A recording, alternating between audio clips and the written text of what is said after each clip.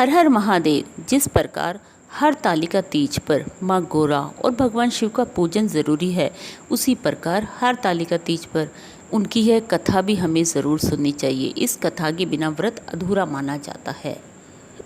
सबसे पहले हरतालिका तीज की यह कथा भगवान शिव ने माँ पार्वती जी को सुनाई थी। शिव भगवान ने इस कथा में माँ पार्वती जी को उनका पिछला जन्म याद दिलाया था। भगवान शिव कहते हैं माँ पार्वती जी से, हे गौरा, पिछले जन्म में तुमने मुझे पाने के लिए अपनी छोटी सी उम्र में घोर तपस्या की थी। ना ही तुमने कुछ खाया और ना ही पिया, बस हवा और सूखे पत्तों के सहारे तुम जिंदा थी। जला देने वाली गर्मी हो या कंपा देने वाली ठंड, लेकिन तुम अपनी तपस्या में अडिग रही। बारिश में भी तुमने जल नहीं पिया।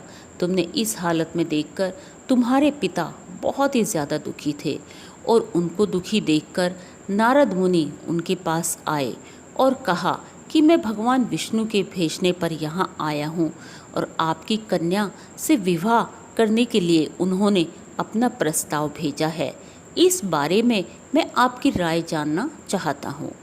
नारद जी की बात सुनकर आपके पिता बोले, अगर भगवान विष्णु यह चाहते हैं तो उन्हें कोई आपत्ति नहीं है। लेकिन गौरा, जब तुम्हें उस विवाह के बारे में पता चला तो तुम्हें बहुत दुख हुआ। तुमने अपनी एक सहेली से इस बारे में बताया। तब तुम्हारी सहेली ने कहा कि कोई बात नहीं, हम कोई दूसरा उपाय सोचेंगे। लेकिन तुमने अपनी सखी को कहा कि मेरा मन करता है कि मैं अपने प्राण त्याग दूं। तब तुम्हारी सखी बहुत ही समझदार थी। उसने कहा, प्राण छोड़ने का कोई कारण नहीं है और हम प्राण क्यों छोड़ें। संकट के समय हमें धैर्य से काम करना चाहिए। भारतीय नारी के जीवन की सार्थकता इसी में होती है कि जिसे मन से पति रूप में एक बार वर्ण कर लिया, जीवन पर्यंत यानी पूरी जिंदगी उसी के साथ निर्वाह करना चाहिए। मैं तुम्हें घनघोर वन में ले चलती हूँ। गौरा की सखी ने उन्हें यह राय दी और वहाँ जाकर आप अपनी साधना में नील रहे और अपनी साधना पूर्ण करें, जहाँ तुम्हारे पिता तुम्हें खोज भी नहीं पाएंगे। और मुझे पूरा विश्वास है कि ईश्वर अवश्य ही तुम्हारी सहायता करेंगे। भगवान शिव तुम्हारी यह तपस्या ज़रूर स्वीकार करेंगे। अपनी सखी की यह बातें सुनकर माँ गौरा माँ पार्वती जी को सांत्वना हुई और वह अपनी सखी के साथ घोर वन में तपस्या के लिए चली गई। जब तुम्हारे पिता ने तुम्हें घर में नहीं देखा तो वह बहुत चिंतित हुए और दुखी हुए और तुम्हारी खोज करवाई, लेकिन तुम नहीं मिली। तुम अपनी सहेली के साथ नदी के तट पर एक गुफा में मेरी आराधना में लीन रहने लगी। तुमने रेत का एक शिवलिंग का निर्माण किया और उसी से कठोर तपस्या में लीन हो गई।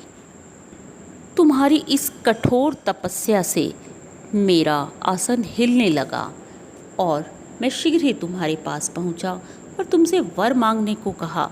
तब अपनी तपस्या के फलीभूत मुझे अपने नज़दीक पाकर तुमने कहा, मैं आपको सच्चे मन से पति के रूप में वर्ण कर चुकी हूँ। यदि आप सचमुच मेरी तपस्या से प्रसन्न होकर यहाँ पधारे हैं तो मुझे अपनी अर्धांगिनी के रूप में स्वीकार कर लीजिए। तब तथास्तु कहकर मैं कैलाश पर्वत पर लौट गया। उसी समय गिरिराज अपने बंधु बांधवों के साथ तुम्हें खोजते हुए वहाँ पहुँच गए और तुमने अपने पिता को सारा वृतांत बताया और कहा कि घर मैं तभी जाऊंगी अगर आप महादेव से मेरा विवाह करेंगे। तुम्हारे पिता मान गए और उन्होंने हमारा विवाह करवाया। इस व्रत का महत्व यह है कि हम इस व्रत को पूर्ण निष्ठा से करने वाली प्रत्येक स्त्री को मनवांछित फल देता हूँ। जो स्त्री इस व्रत को पूरी निष्ठा और सच्चे मन से करती है, उसके जीवन में कभी भी कोई कष्ट नहीं आता और पूरा जीवन वह सौभाग्य को भी प्राप्त करती है। इसलिए भगवान शिव माँ पार्वती जी का आशीर्वाद पाने के लिए हरितालिका तीज का व्रत रखा जाता है, ताकि उनका सुहाग अमर रहे। और उसके साथ साथ इस कथा का भी उतना ही महत्व है। इस कथा के बगैर यह व्रत अधूरा माना जाता है। इसलिए हरतालिका तीज जो भी स्त्री करती है उसको यह कथा भी अवश्य सुननी चाहिए। हर हर महादेव। जय शिव शंभू। जय भोलेनाथ।